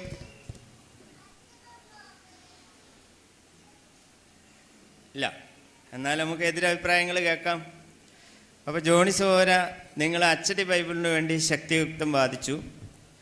എന്നാൽ ഈ മൊബൈലുകാരനും അതിശക്തമായ വാദങ്ങൾ ഉന്നയിച്ചു. നമ്മുടെ മിഡിൽ മാൻ അതിന് രണ്ട് പക്ഷത്ത് നിന്നുകൊണ്ടും അതിൻ്റെ ഗുണവും ദോഷവും പറഞ്ഞു. എന്നാൽ ഈ മൊബൈൽ ഒന്നുകൂടെ എന്തുകൊണ്ടാണ് അതിൻ്റെ ദോഷങ്ങൾ, കോൺസ്, ഈ ബൈബിൾ, ഡിജിറ്റൽ ബൈബിൾ ഉപയോഗിക്കുന്നതിൻ്റെ ദോഷങ്ങളും കൂടെ ഒന്ന് പറഞ്ഞ് ബോധ്യപ്പെടുത്താമോ? നേരത്തെ പറഞ്ഞതിൽ ഒന്ന് രണ്ട് കാര്യമുണ്ട്. ജോമി സഹോദരൻ പറഞ്ഞ ഒരു കാര്യത്തെ ഞാനത് എതിർക്കുകയാണ്. ഡിജിറ്റൽ വിദ്യാഭ്യാസം. ഈ ഡിജിറ്റൽ വിദ്യാഭ്യാസം കൊണ്ട് മനുഷ്യന് ആത്മസമയം ലഭിക്കുകയില്ല. ഈ ലോത്ത് സോതോമിലേക്ക് അങ്ങ് പോയപ്പോൾ കൂടാരം നീക്കി അടിച്ചു എന്ന് നമ്മൾ വായിക്കുന്നുണ്ട്. അതൊരു വലിയ പ്രലോഭനമാണ്. പച്ചപ്പ് കണ്ടു കഴിയുമ്പോൾ ഇച്ചിരി നീക്കി അവസാനം സോതോമിൻ്റെ നടുക്ക് ചെന്ന് അവിടെ കൂടാരം മാത്രമല്ല അവിടെ കൊട്ടാരവും പണിത് അവസാനം ഒന്നുമില്ലാണ്ട് തിരിച്ച് വന്നു കഴിഞ്ഞപ്പോൾ വലഞ്ഞു പോയി എന്നാണ് പറയുന്നത്. അപ്പോൾ ഇതിനുള്ള സാധ്യത കൂടുതൽ. ആളുകൾ ഇങ്ങനെയുള്ളതായിരിക്കുന്ന തെറ്റായിരിക്കുന്ന സോഷ്യൽ മീഡിയയിലേക്ക് പോകാനായിട്ടുള്ള സാധ്യതയാണ് കൂടുതൽ. അപ്പോൾ അതിനെ അതിജീവിക്കണമെങ്കിൽ അതല്ലേ ഡിജിറ്റൽ വിദ്യാഭ്യാസം എന്ന് പറഞ്ഞാൽ അതില്ലാതെ എങ്ങനെ ഉപയോഗിക്കണം എന്നല്ലേ വിദ്യാഭ്യാസം എന്ന് ഉദ്ദേശിച്ചേ? ഇല്ലാതെയല്ല, ഉപയോഗിക്കുന്നതിനെ കുറിച്ചാൽ പഠിക്കുക. എങ്ങനെ ഉപയോഗിക്കണം, ധാർമ്മികതയല്ല, അവിടെ നിയമമാണ് പ്രസക്തം. ഇവിടെ നമുക്ക് ധാർമ്മികതയാണ്, അല്ലെങ്കിൽ ദൈവത്തിൻ്റെ വചനമാണ് പ്രസക്തം. എന്ന് പറഞ്ഞിട്ടുണ്ടെങ്കിൽ മനുഷ്യനെ എപ്പോഴും നന്നാകാനായിട്ടല്ല മോശമാകാനായിട്ടുള്ള പ്രവണത കൂടുതലുള്ളിടത്തോളം കാലം നമ്മൾ അതിൽ ഒക്കെ സഞ്ചരിക്കാനായിട്ടുള്ള സാധ്യത കൂടുതലാണ്. അതുകൊണ്ട് വളരെ അസാധാരണമായിരിക്കുന്ന ആത്മസംയമനം ഇല്ലാത്ത ആളുകൾ എന്ത് വിദ്യാഭ്യാസം കിട്ടിയിട്ടും കാര്യമില്ല, അങ്ങ് പോകാനായിട്ടുള്ള സാധ്യത ഉണ്ട്. ഞാൻ മുമ്പ് പറഞ്ഞല്ലോ, ആരാധനയുടെ ഇടയ്ക്ക് എനിക്ക് മെസ്സേജ് വന്നതായിരിക്കുന്ന സംഭവങ്ങൾ ഉണ്ടായിട്ടുണ്ട്. അപ്പോൾ അതൊരു വലിയ പാടാണ്. നമുക്ക് താത്വികമായിട്ട് പറയാം, പക്ഷേ ഒരു പ്രയാസം അതിനകത്ത് പ്രായോഗികമായിട്ട് ഉണ്ട് എന്നുള്ളതാണ്. രണ്ടാമതൊരു പ്രശ്നം എന്ന് പറഞ്ഞാൽ ബൈബിൾ പഠന സംബന്ധമായിട്ട് ഓക്കെയാണ്. അതിനകത്ത് നോക്കിക്കഴിഞ്ഞാൽ അതിൻ്റെ റെഫറൻസ് ഉണ്ട്, അതിനകത്ത് ഒത്തുവാക്യങ്ങളുണ്ട്, വ്യാഖ്യാനങ്ങളുണ്ട്, ഇതൊക്കെയുണ്ട്. പക്ഷെ വെറും ഡാറ്റ, ബൗദ്ധികമായിരിക്കുന്ന അറിവ് വളർത്തുന്ന ആയിട്ടാണ് ബൈബിളിനെ കാണുന്നതെങ്കിൽ ഓക്കെ, അത് മതിയാകും. പക്ഷേ ശ്രദ്ധിക്കണേ, അതൊരു നല്ല പോയിന്റാണ്. ബൈബിൾ വെറും ഒരു ഡാറ്റ അല്ല, പിന്നെയോ അത് നമ്മുടെ ജീവിതത്തെ സമൂലമായിട്ട് രൂപാന്തരപ്പെടുത്തിയ ദൈവത്തിൻ്റെ വചനമാണ്. അതിനോട് നമുക്കൊരു വൈകാരിക ബന്ധമുണ്ട്. ഇത് എടുക്കുമ്പോൾ തന്നെ ഞാൻ നേരത്തെ പറഞ്ഞില്ലേ, ഒരു ആത്മധൈര്യം, ഒരു വിശ്വാസം, ഒരു സങ്കടപ്പെട്ടിരിക്കുകയാണെങ്കിൽ ബൈബിൾ എടുക്കുമ്പോൾ നമുക്കൊരു ആശ്വാസം ഇത് കിട്ടുന്നുണ്ട്. അതൊരു മൊബൈൽ എടുത്ത് ഇല്ലെങ്കിൽ ടാബ് എടുത്തിട്ട് തുറന്നു വെച്ചാലും നമുക്ക് അത്ര എളുപ്പം കിട്ടുന്നതായി കാണാനായിട്ട് പ്രയാസമാണ്. അതൊന്ന് വിശദീകരിക്കാമോ ജോണി? യോഹന്നാൻ 3:16 ഞാൻ മൊബൈലിൽ നിന്ന് വായിക്കുന്നു, അച്ചടിച്ച ബൈബിളിൽ നിന്ന് വായിക്കുന്നു. എൻ്റെ ഉള്ളിൽ വരുന്ന ആശയത്തിൽ ജീവനുള്ള വചനമാണ് ദൈവത്തിൻ്റെ വചനം, അതിനെ ജീവിപ്പിക്കുന്നു. ഈ രണ്ട് വായനയിലും വരുന്ന വ്യത്യാസം ജോണി ആ ഡാറ്റയായിട്ട് കണക്ട് ചെയ്തൊന്ന് പറയാമോ എന്ന് ഞാൻ ചോദിച്ചു. ഡാറ്റ എന്ന് പറയുന്നത് വേറെ ഒന്നുമല്ല, നമ്മൾ ബൗദ്ധിക അറിവ് വർദ്ധിപ്പിക്കാനായിട്ടല്ലല്ലോ. നമുക്കിതിനോടൊരു വൈകാരിക ബന്ധം ദൈവത്തോട് ഉണ്ട്. അത് നോക്കി ചില അറിവ് എന്നെ സഹായിക്കുന്നുവെങ്കിലും അതല്ലല്ലോ, അറിവല്ലല്ലോ ബന്ധം എന്ന് പറയുന്നത്. ആ ഒരു ബന്ധത്തിന് നമ്മുടെ കാലങ്ങളായിട്ടുള്ള ഈ എന്താ പറയുക, ഇതിനോടുള്ള ബന്ധം അത് സഹായകരമാണ് എന്നൊരു ചിന്തയുണ്ട്, ഒരു ഹൃദയബന്ധം. ഞാൻ കൂട്ടിച്ചേർത്തോട്ടെ, ചിലപ്പോൾ ഈ ബൊംബൈയിൽ എന്ന് പറഞ്ഞു കഴിഞ്ഞാൽ ബൈബിൾ വായിക്കാൻ വേണ്ടി മാത്രമുള്ള അല്ലല്ലോ. ഇനി വിശ്വാണിക്കാരുടെ റേഡിയോ ആണെങ്കിൽ കുഴപ്പമില്ല, അതേ ബൈബിൾ മാത്രമേ ഉള്ളൂ. പക്ഷെ മൊബൈൽ അങ്ങനെയല്ല, നമുക്ക് ഒരുപാട് എന്തായെന്ന് പറയണേ ആപ്പുകളും പാരകളും ഒക്കെയുള്ള സാധനമാണ് അല്ലേ അതിൽ. അപ്പോൾ അതാണ് ഈ ഡാറ്റ എന്ന് ഉദ്ദേശിച്ചത്. അതിൻ്റെ ഇടയിൽ ബൈബിളും ഉണ്ട്, പക്ഷെ ബൈബിൾ എടുക്കുമ്പോൾ നമുക്കത് ദൈവവചനം മാത്രം, അത് ഞാൻ വിൽഫുള്ളായിട്ട് അതിലേക്ക് വരുവാണ്. അതൊരു വലിയ കാര്യം. ഞാനൊരു ഉദാഹരണം പറയാം, എത്രത്തോളം ഫലപ്രദം എന്നറിയില്ല. നമ്മളിപ്പോൾ ഈ റോബോട്ടുകളുടെ കാലമാണല്ലോ, AI ആണ്, റോബോട്ടുകളുണ്ട്. നമുക്ക് സങ്കടമൊക്കെ വരുമ്പോൾ അല്ലെങ്കിൽ പ്രയാസം വരുമ്പോൾ, ഒരു വലിയ അത്യാഹിതത്തിൽ ഉൾപ്പെട്ട് കഴിയുമ്പോൾ നമ്മുടെ മാതാപിതാക്കളുടെ അടുത്ത് നിന്ന് കിട്ടുന്ന ആ ഒരു ആശ്വസിപ്പിക്കൽ, ആ ഒരു ആശ്വാസം, അല്ലെങ്കിൽ ചെറിയ കുട്ടിയായിക്കോട്ടെ, വലിയവർക്ക് വലിയ പ്രയാസമല്ല അങ്ങനെ ചിന്തിക്കാൻ. ഒരു കുഞ്ഞ് പോയിട്ട് അമ്മയുടെ മടിയിൽ ഇരിക്കുമ്പോൾ അതിന് കിട്ടുന്ന സുരക്ഷിതത്വ ബോധവും വൈകാരിക ബന്ധവും ആശ്വാസവും, ഒരു റോബോട്ടിൻ്റെ മടി പോയി ഇരുന്നാൽ എത്ര ആശ്വാസം പറഞ്ഞാലും നന്നായി പറയുമായിരിക്കും, അമ്മ പറഞ്ഞേക്കാൾ നന്നായിട്ട് പറയുമായിരിക്കും, പക്ഷേ അമ്മയുടെ തലോടനിൽ മറ്റൊരു തലമുണ്ട്, അതൊരു വൈകാരിക ബന്ധമാണ്. അത് നമുക്ക് കിട്ടുന്നത് ബൈബിളിൽ നിന്നാണ്. മറ്റേത് മൊബൈൽ എന്ന് പറഞ്ഞാൽ കർത്താവ് പറഞ്ഞതുപോലെ എല്ലാ മീനും നിറഞ്ഞിരിക്കുന്ന വലയാണ്. അതിനകത്തൊന്നും നല്ലതും ചീത്തയൊക്കെ വേർതിരിച്ച് കളയാനായിട്ട് ഏതായാലും ദുഷ്കരമായിരിക്കുന്ന ഒരു കാര്യമാണ്. പിന്നെ ടൈറ്റസ് പറഞ്ഞതായിരിക്കുന്ന ഒരു പ്രശ്നത്തെ എനിക്ക് ഒരു കാര്യം കൂടി അതിനോട് കൂട്ടിച്ചേർത്തല്ല എതിർത്ത് പറയണമെന്നുണ്ട്. കോമ്പാറ്റബിലിറ്റി, അതായത് സൗകര്യം. ഇത് കൊണ്ട് നടക്കാനായിട്ട്, ബൈബിൾ കൊണ്ട് നടക്കാനായിട്ട് പ്രയാസമാണ്. മൊബൈൽ കൊണ്ട് നടക്കാൻ വളരെ എളുപ്പമാണ്. പിന്നെ ബസ്സിൽ വെച്ച് വായിക്കാം. ബസ്സിൽ വെച്ച് വായിക്കാനായിട്ട് പ്രയാസമില്ല, ഇതെടുത്ത് വായിക്കാനും പ്രയാസമില്ല. ഇത് നാണക്കേടിൻ്റെ പ്രശ്നമേ ബാക്കിയുള്ളൂ. രണ്ടും കൊണ്ട് നടക്കുന്ന സൗകര്യമാണ്. പണ്ടൊരു കഥ കേട്ടിട്ടുണ്ട്. ഒരു മോൻ വളരെ ദൂരേക്ക് ജോലിക്ക് പോവുകയാണ്. അപ്പോൾ എല്ലാം അച്ചാറ് തൊട്ട് ഡ്രസ്സ് തൊട്ട് എല്ലാം എടുത്തു വെച്ചു. അവസാനം ബൈബിൾ പുറത്തിരിക്കുക. അപ്പം അപ്പൻ ചോദിച്ചു, എന്തിനാ മോനെ ഇതെടുത്ത് വയ്ക്കാത്ത? സ്ഥലമില്ല എന്ന് പറഞ്ഞു. എന്നാൽ നീ ഇതെല്ലാം എടുത്ത് പുറത്ത് വയ്ക്ക്. എല്ലാം പുറത്തെടുപ്പിച്ചു. ഇനി ആദ്യം ബൈബിൾ വെച്ചു. പിന്നെ അതിനകത്ത് എല്ലാം ചേർന്ന് അച്ചാറും പോയി, കാപ്പിപ്പൊടിയും അതിനകത്ത് ഒതുങ്ങി, ഡ്രസ്സ് ഒതുങ്ങി എന്ന് പറഞ്ഞ പോലെ നമ്മളിതിനെ സൗകര്യപൂർവ്വം ഇച്ചിരി സൈഡ് ട്രാക്ക് ചെയ്യാനായിട്ടുള്ള ഒരു പ്രവണത നമുക്ക് ഉള്ളിടത്തോളം കാലം നമ്മൾ ഏതായാലും ഈ ബൈബിളായിരിക്കും നല്ലത് എന്നാണ് എൻ്റെ ചിന്ത. അപ്പോൾ പിന്നെ ഒരു പ്രശ്നമുണ്ട്. ജോണി പറഞ്ഞ പോലെ ഈ ഡാറ്റ പറഞ്ഞപ്പോൾ ഞാനിങ്ങനെ ഓർത്തു, നമുക്കിപ്പോൾ ഒരു ദൈവവചനം ധ്യാനിക്കേണ്ട കാര്യമൊന്നുമില്ല. ChatGPT പറഞ്ഞു തരൂലേ, നല്ല ചിന്തകൾ തരൂ, കർത്താവിനോടുള്ള എൻ്റെ സ്നേഹം ഇങ്ങി തരൂ. അയാളെയാണ് സഭയിൽ കൊണ്ടുവരികയും ഒക്കെ ചെയ്യും, അത്രയും ഭക്തൻ. അപ്പോൾ ആ ഒരു പ്രശ്നമുണ്ട്. അല്ലെങ്കിൽ എൻ്റെ ദൈവബന്ധത്തിൻ്റെയും അനുഭവത്തിൻ്റെ ഒന്നും ഒരു സാധ്യത പോലും ഇല്ല. നമ്മൾ ChatGPT പറയണമെന്ന് ഞാൻ വിചാരിച്ചൊരു കാര്യമാണ്. ഇപ്പം ബൈബിൾ ക്ലാസ് വളരെ എളുപ്പമാണ്, ഇലക്ട്രോണിക് മീഡിയ ആണല്ലോ. ChatGPTയിൽ ചോദിച്ചു കഴിഞ്ഞാൽ ദൈവത്തിൻ്റെ സ്നേഹത്തെക്കുറിച്ച് ചോദിച്ചാൽ നല്ല പോയിന്റ്സ് പറഞ്ഞു തരും, കൃത്യമായിട്ട് പറഞ്ഞു തരും. ദൈവമില്ലാന്ന് ചോദിച്ചാലും പറഞ്ഞു തരും. തീർച്ചയായിട്ടും പറഞ്ഞു തരും. എന്നിട്ട് അത് കോപ്പി പേസ്റ്റ് ചെയ്ത് നമ്മൾ സഭയിൽ പറയും. എന്ത് പ്രയോജനമാണത് പറയുന്ന ആൾക്കും കേൾക്കുന്ന ആൾക്കും. അതൊരു പ്രസക്തമാണ്. അപ്പോൾ എതിർക്കാനായിട്ടുണ്ട്. ഈ അച്ചടിച്ച ബൈബിളിൻ്റെ കുഴപ്പങ്ങളെന്ന് പറഞ്ഞ്, അല്ല അതിൻ്റെ കുഴപ്പമില്ല, നീയും ഉപയോഗിച്ചിട്ടൊക്കെ ഉള്ളതാണല്ലോ, വന്ന വഴി മറക്കുമല്ലോ. അപ്പോൾ എന്നാലും അതിൻ്റെ പ്രായോഗിക പ്രയാസങ്ങൾ, കുഴപ്പങ്ങൾ ഒക്കെ എന്ന് പറഞ്ഞ്, ഈ ഉപയോഗിക്കാനുള്ള എളുപ്പമെന്ന് പറയുമ്പം അത് ഈ ബസ്സിലും ട്രെയിനിലൊക്കെ നമുക്ക് ഈ പ്രിൻ്റഡ് ബൈബിൾ കൊണ്ടുപോകാം. അതൊരു നാണക്കേടിൻ്റെ പ്രശ്നമല്ല. പക്ഷേ നമുക്കറിയാം, ഈ അത്യാവശ്യം ഈ കുനൂനാന്നുള്ളതല്ലാതെ അത്യാവശ്യം വായിക്കാൻ പറ്റുന്ന തരത്തിലുള്ള അക്ഷരമുള്ള ഒരു ബൈബിൾ ഭയങ്കര ഹെവിയാണ്. നമുക്ക് വായിക്കാൻ പറ്റുന്ന വലുപ്പത്തിലുള്ള അക്ഷരമുള്ള ഒരു ബൈബിള് അത്യാവശ്യം ഭാരമുള്ള ഒരു ബൈബിളാണ്. അപ്പം അത് കൊണ്ട് അതിനോട്ടുള്ള കണ്ടന്റും ഈ വേർഷനിലുള്ള കണ്ടന്റും സെയിം ആണ്. അല്ല, അതൊക്കെ ഈ ക്രിസ്തീയ ജീവിതത്തിന്റെ ഭാരങ്ങളിൽ പെട്ടല്ലേ? അതെ. അപ്പം അങ്ങനെ കുഴപ്പമില്ല. അപ്പം അതുകൊണ്ട് അത് ചുമന്നുകൊണ്ട് നടക്കുന്നതിനേക്കാൾ എളുപ്പമാണ് ഈ ഒരു ഫോണിനുള്ളിൽ അത് ലഭ്യമാകുമ്പം. അതിനുവേണ്ടി നമ്മൾ പ്രത്യേകം അത് ചുമന്ന് നടക്കേണ്ട ഒരു ആവശ്യമില്ല എന്നുള്ളതാണ് എൻ്റെ പോയിന്റ്. പിന്നെ അതിനകത്തൊരു കാര്യം എന്ന് പറയുന്നത്, നമ്മൾ ഈ ഭാരമുള്ള ഈ ബൈബിൾ നമ്മൾ ചുമന്നുകൊണ്ട് നടക്കുമ്പോഴും അതിന് ചില പരിമിതിയുണ്ട്. ഒന്നാമത്തെ പരിമിതി എന്ന് പറയുന്നത് അതിന് ഒരു ട്രാൻസ്ലേഷനെ, ഒരു ഭാഷയും ഒരു ട്രാൻസ്ലേഷനെ പരമാവധി അതിന് ഉണ്ടാവുള്ളൂ. ഇപ്പം പിന്നെ 2 ലാംഗ്വേജ് ഉള്ള ബൈബിളുണ്ട്. എന്നിരുന്നാലും അതിന് ചില ലിമിറ്റേഷൻസ് ഉണ്ട്. അതിനുള്ളിൽ ഒന്നിലധികം വേർഷൻസ് നമുക്ക് കണ്ടുപിടിക്കാനായിട്ട് പറ്റില്ല. ഒന്നിലധികം ട്രാൻസ്ലേഷൻസ് നമുക്ക് കണ്ടെടുത്താനായിട്ട് പറ്റില്ല. അപ്പോൾ അങ്ങനെയുള്ള ഒരു വലിയൊരു പരിമിതി ഈ ഭാരം ചുമന്ന് നടന്നിട്ടും, ഈ ഭാരമുള്ള ബൈബിൾ നമ്മൾ പ്രിന്റഡ് ബൈബിൾ ചുമന്ന് നടന്നിട്ടും നമുക്ക് അഭിമുഖീകരിക്കേണ്ടി വരുന്നുണ്ട്. അപ്പം തന്നെ മൂലഭാഷകളും കൂടെ ചേർന്ന വേർഷൻ ഉണ്ടാവും അല്ലേ? ഹീബ്രുവും ഗ്രീക്കൊക്കെ ഉണ്ടാവും. ഈ വേർഷനിലാണെങ്കിൽ അതൊക്കെ ഉണ്ട്. ഏത് ഭാഷയിലും നമുക്ക് അത് ബൈബിൾ ആക്സസ് ചെയ്യാനായിട്ട് പറ്റും. രണ്ടാമത്തെ കാര്യം, ഈ പ്രിൻ്റ് ചെയ്യുന്ന ബൈബിൾ അത് പ്രിൻ്റ് ചെയ്യാനും അത് വിതരണം ചെയ്യാനും വേണ്ടിയിട്ട് ഉണ്ടാകുന്ന ചെലവിനേക്കാളും വളരെ കുറവാണ് ഡിജിറ്റലായിട്ട് നമ്മൾക്കുള്ള ബൈബിള്, ഇലക്ട്രോണിക് ഒരു ബൈബിള് പബ്ലിഷ് ചെയ്യുന്നതിനുള്ള ചിലവ്. അല്ല, പക്ഷെ വാങ്ങണേല ഒരു ഐഫോൺ വാങ്ങണേണ്ട് ഞങ്ങൾക്ക് ഒരു ബുക്ക് സ്റ്റോൾ മുഴുവൻ വാങ്ങാം. അല്ല, അത് ജീവിതത്തിലെ സ്വാഭാവികത നില നമ്മൾ മേടിച്ച് പോകുമല്ലോ. സ്വാഭാവികമായിട്ടും നമ്മളൊരു ഫോൺ മേടിക്കുമല്ലോ. അപ്പോൾ അതിനുള്ളിൽ നമുക്ക് ഈ സംഭവം ഇൻസ്റ്റാൾ ചെയ്യേണ്ട ആവശ്യം മാത്രമേ ഉള്ളൂ, ചിലവില്ല.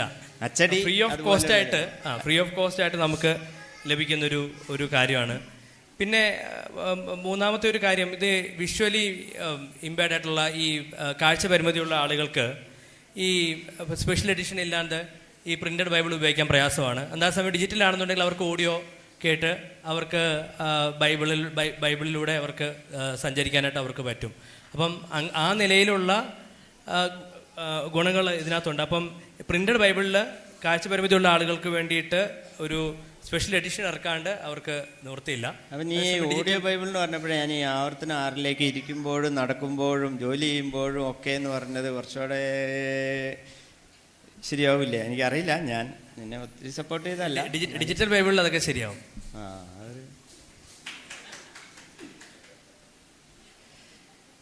പിന്നെ ഈ എഴുത്തിന് മുമ്പ് വാമൊഴി ആയിരുന്നു അല്ലേ? വാമൊഴി. അപ്പോൾ ഈ എഴുത്തില്ലാത്ത ഒരു സമയമൊക്കെ ഇല്ലായിരുന്നോ ജോണി? എഴുത്ത് പ്രായോഗിക ബുദ്ധിമുട്ടുള്ള ചുരുളെന്നൊക്കെ പറഞ്ഞാൽ വല്ല പള്ളിയിലും വല്ലപ്പോഴും ഇങ്ങനെ ഗവേഷണം നടത്തിയാൽ കണ്ടുപിടിക്കുന്ന സാധനമല്ലായിരുന്നു. അപ്പം എഴുത്ത്, അപ്പം അതിനൊരു പ്രായോഗികമായ ഒരു പ്രശ്നം ഒക്കെ ഉണ്ട് അല്ലേ? ബിൻസു അത് പറയുകയും ചെയ്തു. റോമാലയത്തിലൊരു വാക്യമുണ്ട്, യാതൊന്നും സ്വതവേ മലിനമല്ല എന്ന്. അപ്പോൾ ഈ ഞാനതിനെ ചിന്തിക്കുന്ന ഒരു പക്ഷേ ഈ ഡിജിറ്റൽ ബൈബിളാണെങ്കിലും പ്രിൻ്റഡ് ബൈബിളാണെങ്കിലും രണ്ടും മലിനമൊന്നുമല്ല. ഇത് ഉപയോഗിക്കുന്ന ആൾക്കാണ് പ്രശ്നം.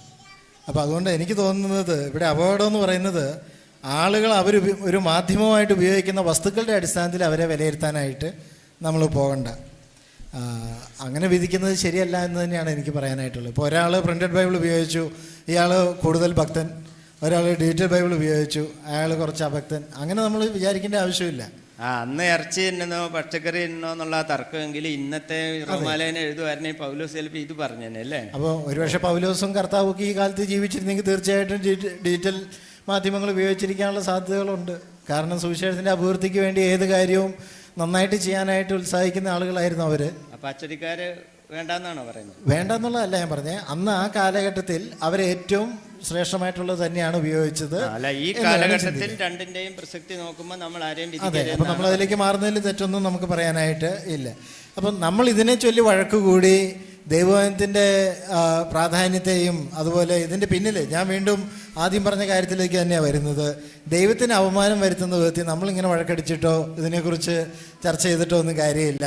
ദൈവവചനത്തോടുള്ള നമ്മുടെ സമീപനം, ഇതിനെ നമ്മൾ എങ്ങനെ ഉൾക്കൊള്ളുന്നു, ദൈവത്തിൻ്റെ വചനം നമ്മളെങ്ങനെ അനുസരിക്കുന്നു, നമ്മുടെ ഹൃദയം എന്താണ്, അതാണ് നമ്മൾ കൂടുതൽ ശ്രദ്ധിക്കേണ്ടത്. അപ്പോൾ ദൈവത്തെ മഹത്വപ്പെടുത്തുന്ന വിധത്തിൽ ഈ രണ്ട് കാര്യങ്ങളെ നമുക്ക് ഉപയോഗിക്കാനായിട്ട് സാധിക്കും.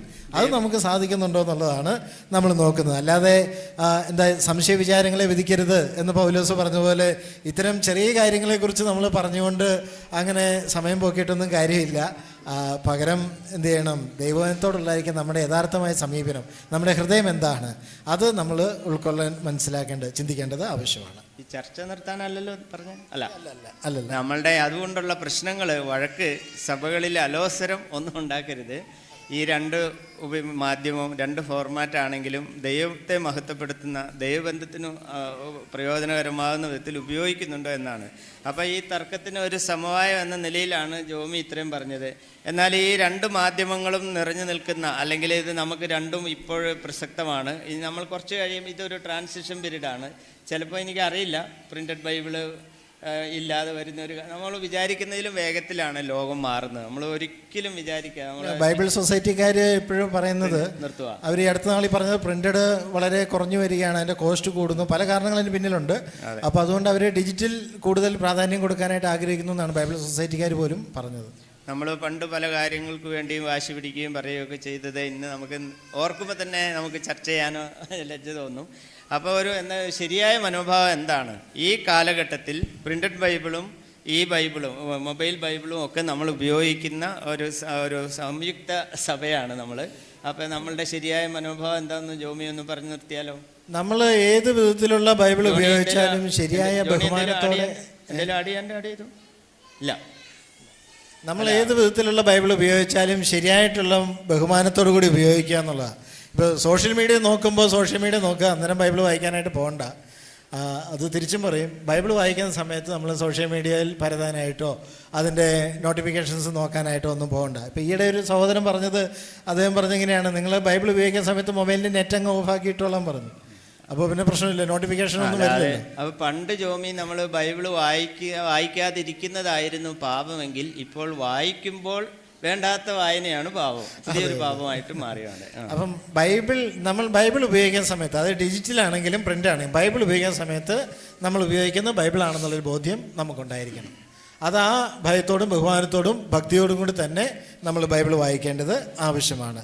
അപ്പോൾ രണ്ടും കൂടെ വേണ്ട. ഏതാ ഈ മറ്റ് കാര്യങ്ങളൊക്കെ ലോകത്തിൻ്റെ വാർത്തകളും സോഷ്യൽ മീഡിയയും അതോടൊപ്പം ബൈബിളും കൂടെ ചേർത്ത് അങ്ങനെയുള്ള രണ്ട് കാര്യങ്ങൾ ഒന്നിച്ച് പോകാതിരിക്കുന്നതായിരിക്കും എപ്പോഴും നല്ലത്. അപ്പോൾ ഇതിനകത്ത് നമ്മൾ ചിന്തിക്കേണ്ടതായിട്ടുള്ള കാര്യം എന്താണെന്ന് ചോദിച്ചാൽ, വിശ്വാസികളുടെ ഐക്യത്തിനാണ് പ്രാധാന്യം, യൂണിഫോമിറ്റി അല്ല നോക്കുന്നത്. ഇപ്പോൾ സഭയിൽ എല്ലാവരും പ്രിൻറ്റഡ് ബൈബിളാണോ ഉപയോഗിക്കുന്നത് എന്നുള്ളതല്ല നോക്കുന്നത്, അവരുടെ ഹൃദയ ഐക്യം ഉണ്ടോ എന്നുള്ള കർത്താവ് നോക്കുന്നത്. നമ്മൾ ചർച്ചയുടെ കൺക്ലൂഷനിലേക്ക് വരുവാണ് കേട്ടോ. ഏതെങ്കിലും വിധത്തിൽ വല്ല വിധേനയും വ്യത്യസ്തമായി ചിന്തിക്കുന്നവരുണ്ടെങ്കിൽ ഇതൊന്നും ശ്രദ്ധിക്കുന്നതല്ല. അതെ. അപ്പോൾ നമ്മളെല്ലാവരും പ്രിൻറ്റഡ് ബൈബിളാണോ ഉപയോഗിക്കുന്നത് നല്ല കർത്താവ് നോക്കുന്നത്, നമ്മളെല്ലാവരും ഡിജിറ്റൽ മീഡിയ ആണോ ഉപയോഗിക്കുന്നത് നല്ല കർത്താവ് നോക്കുന്നത്. ഒരു സഭയിൽ വന്നിരിക്കുന്ന എല്ലാവരുടെയും ഹൃദയത്തെയാണ് കർത്താവ് നോക്കുന്നത്. അപ്പോൾ ഹൃദയം നിർമ്മലതയുള്ളതാണോ, വിശ്വാസികൾ തമ്മിൽ ഐക്യത്തോടു കൂടിയാണോ സഭയിൽ വന്നിരിക്കുന്നത്, ദൈവവചനത്തെ നമ്മൾ എങ്ങനെ കാണുന്നു, അതാണ് കർത്താവ് നോക്കുന്നത്. ഞാൻ ആ വാക്കൊന്ന് ആവർത്തിച്ചു വരട്ടെ. യൂണിറ്റി അല്ല, യൂണിറ്റിയാണ് വേണ്ടത്. യൂണിഫോമിറ്റിക്ക് വേണ്ടി അല്ല വാദിക്കേണ്ടത്. അത് വളരെ കാതലായിട്ടുള്ള നമ്മുടെ ആശയ സംവാദങ്ങളുടെ എല്ലാം പ്രശ്നം അഭിപ്രായ ഐക്യം വരാത്തപ്പോൾ നമ്മൾ ഓർക്കണം, യൂണിറ്റിയാണ് വലുത്, യൂണിഫോമിറ്റി അല്ല. ഒരുപോലെ ചിന്തിക്കുന്നതും ചെയ്യുന്നതല്ല. യാക്കോബിൻ്റെ ലേഖനത്തിൽ നമ്മൾ വായിക്കുന്നുണ്ടല്ലോ, 1-ാം അധ്യായത്തിൻ്റെ 22-ാമത്തെ വാക്യത്തിൽ പറയുന്നതിനനുസരിച്ച് ദൈവവചനത്തിൻ്റെ കേൾവിക്കാരായിട്ട് മാത്രമായിട്ട് ഇരിക്കാതെ അത് ചെയ്യുന്നവരായിട്ട് ഇരിക്കുക എന്നുള്ളത്. അപ്പോൾ അതുകൊണ്ട് നമ്മൾ ദൈവവചനത്തിൻ്റെ ഏത് വേർഷൻ ഉപയോഗിക്കണം എന്നുള്ളതല്ല, ഏത് ഫോം ഉപയോഗിക്കണം എന്നുള്ളതല്ല, പകരം ദൈവവചനം നമ്മൾ അനുസരിക്കുന്നുണ്ടോ എന്നുള്ളതാണ് നമ്മൾ ശ്രദ്ധിക്കേണ്ടത്. ഓഡിയൻസിന് എന്തെങ്കിലും കൂട്ടിച്ചേർക്കാനുണ്ടോ? ഒരു സമന്വയത്തിലേക്ക് നമ്മൾ എത്തുകയാണ്. ജോമി പറഞ്ഞ കാര്യങ്ങൾ നിങ്ങൾ ശ്രദ്ധിച്ചിട്ടുണ്ടാവും. നിങ്ങൾ ദൈവവചന വായനയെ ഏകാഗ്രമായിട്ട് ചെയ്യുക. അതിന് നിങ്ങൾക്ക് ഡിസ്ട്രാക്ഷൻ ഉണ്ടാവരുത്.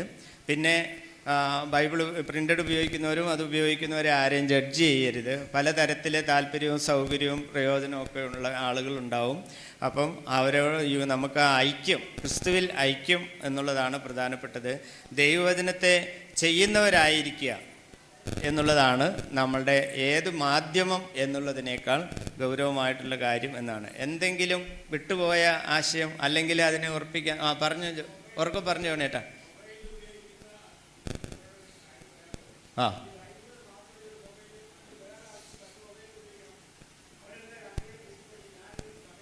ബൈബിള് മാത്രമുള്ള മൊബൈലിൽ ഇറക്കണമെന്ന്. അത് ഞാൻ പറഞ്ഞില്ലേ, വിശ്വാണിക്കാരുടെ റേഡിയോ മേടിച്ചാൽ മതി, 15 രൂപയുള്ളൂ. അത് നല്ല കാര്യമാണ്, അത് നല്ല കാര്യമാണ്. അതെ,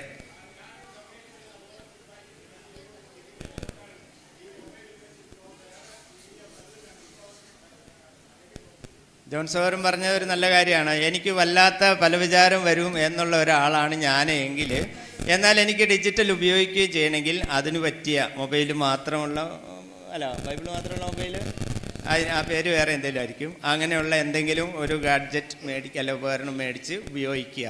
എന്നാൽ എനിക്ക് അങ്ങനെ പല വിചാരവും ഡിസ്ട്രാക്ഷനൊന്നും ഇല്ലാതെ ചെയ്യാൻ പറ്റുമെന്നുള്ള ഒരാൾ, അത് നമുക്ക് എവിടെ വേണേലും ഉണ്ടാവില്ല. നമ്മളെപ്പോഴും പറയാം, നിങ്ങൾ ക്ലാസ്, നിങ്ങളുടെ കണ്ണൊക്കെ ഇവിടെയാണെങ്കിൽ നിങ്ങളുടെ മനസ്സ് ഇവിടെയല്ല എന്ന് പറയും. അപ്പോൾ അതൊന്നും മൊബൈലിൻ്റെ കുഴപ്പമല്ല.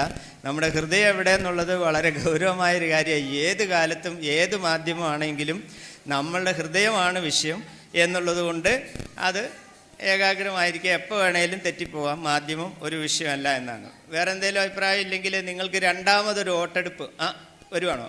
പറഞ്ഞോ.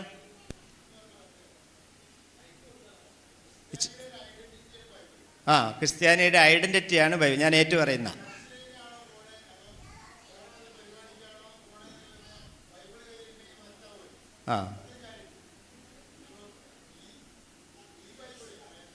മൊബൈല്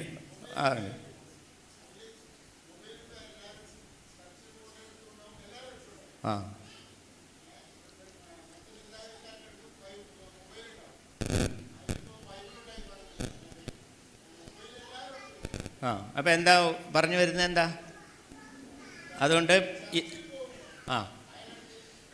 പ്രിൻ്റഡ് ബൈബിൾ ഉപയോഗിക്കണം എന്നാണ് റസൽ ജി പറയുന്നത്. കാരണം ഒരു സഭാ ഫീലിംഗ്, ഒരു സാക്ഷ്യം, ഞാൻ ചർച്ചിൽ പോകുന്നു എന്നുള്ള ഒരു ഫീല് കിട്ടണമെങ്കിൽ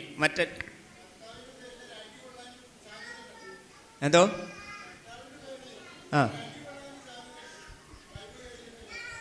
അടികൂടാൻ ഒരടി കൊള്ളണമെങ്കിൽ ബൈബിൾ കൈ പിടിക്കണം. പക്ഷേ ബൈബിള് കൈ പിടിച്ചുകൊണ്ട് പോയിട്ട് അടി കൂടുന്ന ആളുകളെയും നമ്മൾ കാണുന്നുണ്ട്. അപ്പം അതിൽ കുറച്ചുകൂടെ നമുക്ക് ജീവിതം എന്ന ഇതൊരു പോയിന്റ് ഉണ്ട്. അത് ജോണി സഹോദരൻ പറയുകയും ചെയ്തു. നമുക്കൊരു ചർച്ച് ഫീലിംഗ്, അല്ലെങ്കിൽ ആളുകളോട് പെട്ടെന്ന് ഞാൻ ചർച്ചിലേക്കാണ് പോകുന്നത്, അതൊക്കെ ചിലരെ പ്രോത്സാഹിപ്പിക്കും. ഇവൻ എന്തൊരു ഭക്തനാണ്, ഇവൻ ബൈബിളൊക്കെ പിടിച്ചു പോകുന്നു, ലജ്ജയില്ലാതെ. ആ ഒരു സാക്ഷ്യം നമ്മൾ കളയരുത്. അത് മൊബൈലിൽ ഇനി ബൈബിളിനെല്ലാം എഴുതി പിടിച്ചോണ്ട് പോകുമെന്ന് എനിക്കറിയില്ല. എന്താണേലും ആ പറഞ്ഞ പോയിന്റ് ഞങ്ങൾ മാനിക്കുന്നു. പക്ഷേ അതിന് സൗകര്യം മറ്റ് ചില ആശയങ്ങളും ഉണ്ട്. എന്നാൽ നമ്മുടെ അടുത്ത വോട്ടെടുപ്പൊന്ന് നടത്തിക്കുക നിങ്ങളുടെ ഗ്രൂപ്പിൽ. നിങ്ങളുടെ ആരുടെയെങ്കിലും അഭിപ്രായം മാറിയോ എന്നറിയാനാണ്. ആദ്യം പറഞ്ഞ അതേ അഭിപ്രായമാണോ നിങ്ങൾക്ക് പിന്നീടുള്ളതെന്ന് അറിയാൻ വേണ്ടിയിട്ട് ഇപ്പോൾ ഉള്ള നിങ്ങളുടെ അഭിപ്രായം എന്താണ്? സഭായോഗത്തിൽ അച്ചടിച്ച ബൈബിൾ മാത്രം എല്ലാവരും ഉപയോഗിക്കണം എന്നാണെങ്കിൽ അതിൽ തൊടുക. എല്ലാവരും മൊബൈൽ ബൈബിൾ ഉപയോഗിക്കുന്നതാണ് നല്ലത് എന്നാണെങ്കിൽ അതേ തൊടുക. സാഹചര്യം അനുസരിച്ച് ഏതും ഉപയോഗിക്കാം എന്നതാണെങ്കിൽ ആ മൂന്നാമത്തെ ഓപ്ഷൻ ടിക്ക് ചെയ്യുക. നമ്മുടെ ചർച്ചയ്ക്ക് വല്ല ഗുണമുണ്ടായെന്നും കൂടെ അറിയാനും കൂടെയാണ്. റസൽജി പറഞ്ഞ് മാറിപ്പോരുത്. ഒന്ന് കൈ താഴെ തൊട്ട് പോയാലും മേലോട്ട് മാറ്റി തൊട്ടാൽ മതി.